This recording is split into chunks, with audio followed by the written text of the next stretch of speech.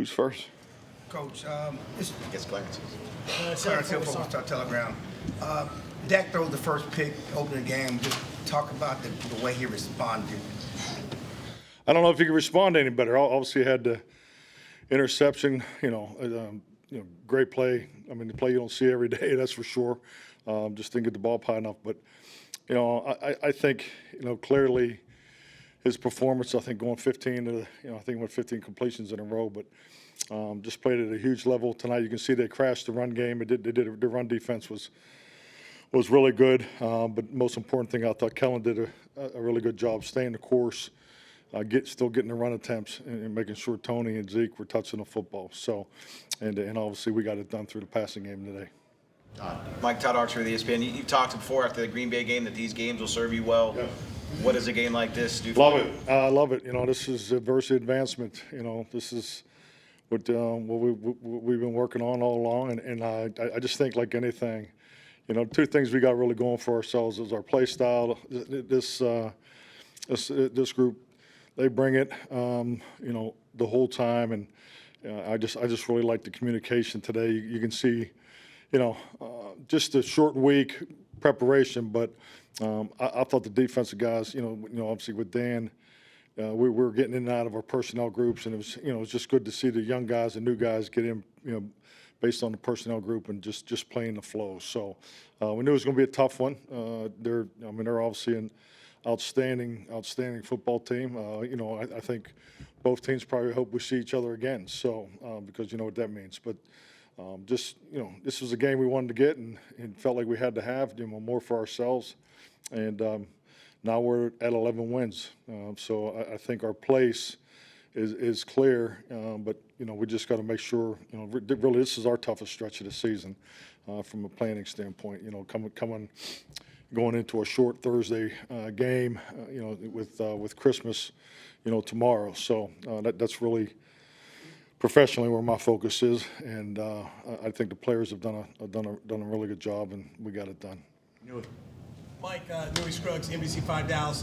Two things. Last week you said the team would respond appropriately after the Jacksonville loss. You speak to that, and then also your defense coming up with 4 turnovers, especially the 2 in the fourth quarter. Yeah, definitely. I was not concerned about responding at all, and I think it's just a credit to the rivalry or the division. Look what our division's doing. You're talking about something that has a chance to never be done in the history of the NFL. So this was a hell of a game. I really wasn't worried about the physical part of it. I was just really, because of 6 days and just on a shorter week and getting guys healthy. We had the injuries last week. But I think our guys are, they know what's in front of them. We understand the games in the past, and I think you can't dwell on it. You just got to learn from it. Yeah. Mike Edwarder, ESPN. Seemed like the play of the game was T.Y. Hilton's first catch as a Cowboy, 3rd and 30, 52-yard play to set up the eventual game-time touchdown to CD. What were you looking for in that situation? Where was he in the read progression? Well, I think clearly. I thought T.Y. He had 2 huge plays in the game. The 4th down, the penalty that he drew. That was an outstanding route. Where he was grabbed coming out of the breaking point, and then obviously with the long down and distance, we're looking for is to get a runner. That's the term that I use. If we can get a runner on the outside, take the shot. And it was a great route, great ball, and obviously a huge play in the game. Calvin Watkins, Dallas Morning News. Back to your defense.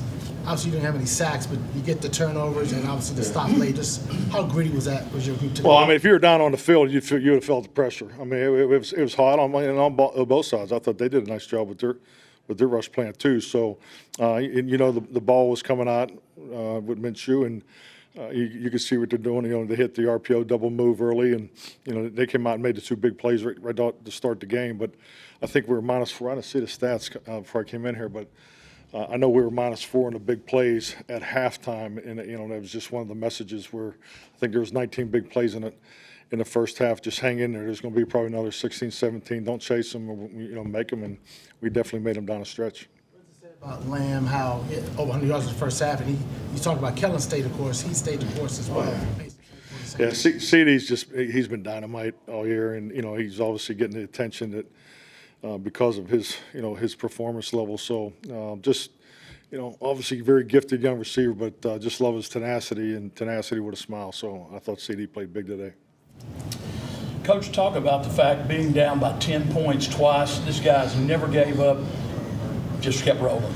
Yeah, just once again, I think it just speaks to the culture that we have here. I mean, we have, this is year 3.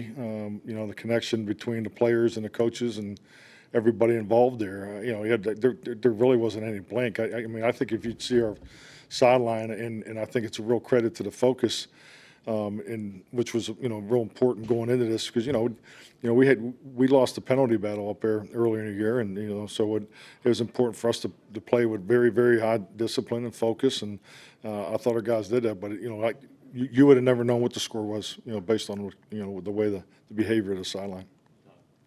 Mike, at the end there, when you kicked that last field goal, did you consider going for it? No, I didn't. We were playing for the beginning of the drive at the 2:01 or was it 2:14? The first down, first down was 2:14. So we were definitely playing for 7 there. Was the thought. What was Dak's response to you guys when he ran out of bounds at 2:01? He thought he was at the 2-minute. Mike, can you just describe? There's so much attention paid to the pursuit of Odell Beckham Jr., but you get T.Y. Hilton. He's 33 years old, hasn't played all year long. How hard is it to come in and win the trust of the coaching staff and get plays and get opportunities like he was provided? I mean, this is a people business. Obviously T.Y. is extremely talented, extremely proven.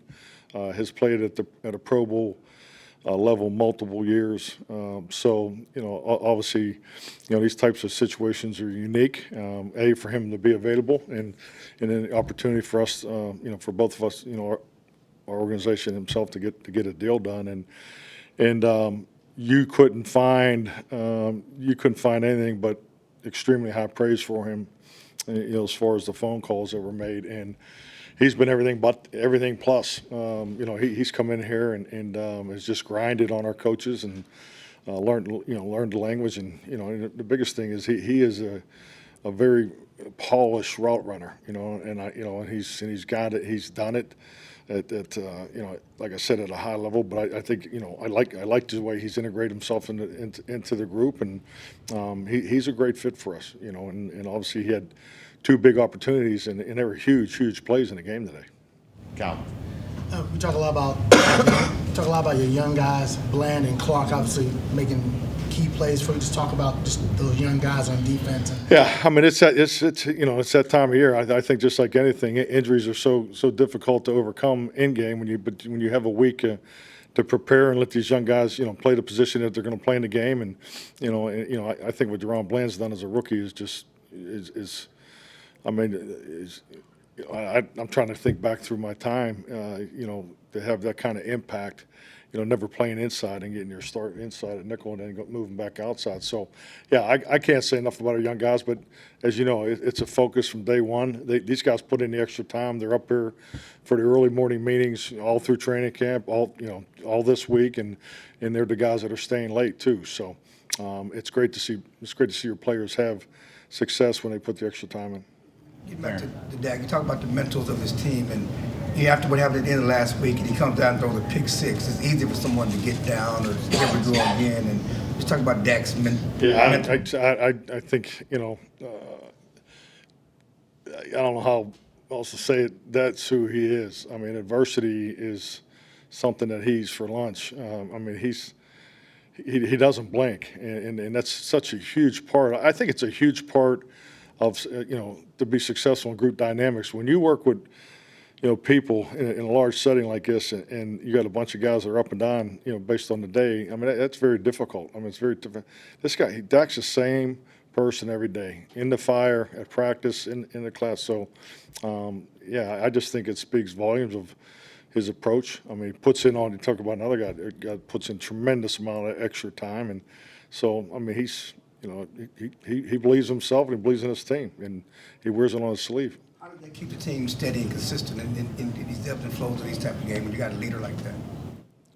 I thought that was a hell of a quote. You didn't like it? Was it too long or what? I mean, I'm actually dry as hell. It's Christmas. I don't know why you're holding me up here, but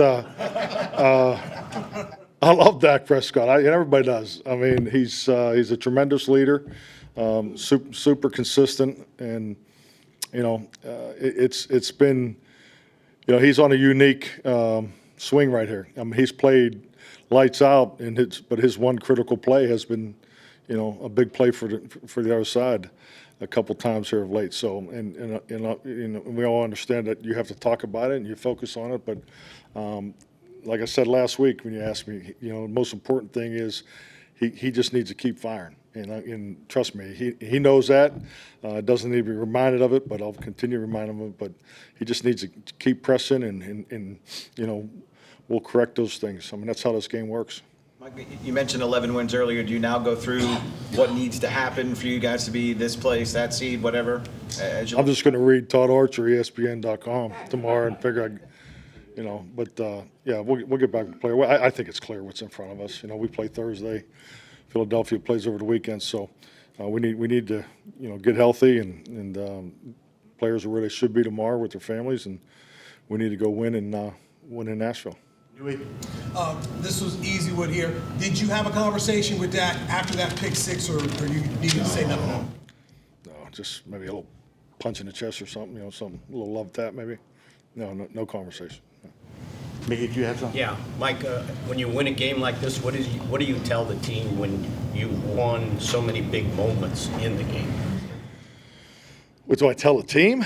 I just think like anything. I mean, that's what you train for. You train for big moments in the game. I learned as a young coach, when you can overemphasize things too. You can overemphasize big plays, and we treat it as a fundamental, of the National Football League, because you have to have big plays to be successful. So I just think the most important focal point of that is don't chase the big plays, and I think our guys do a nice job of that. Thank you. Okay. Merry Christmas, everybody. Even you, Clarence. Okay.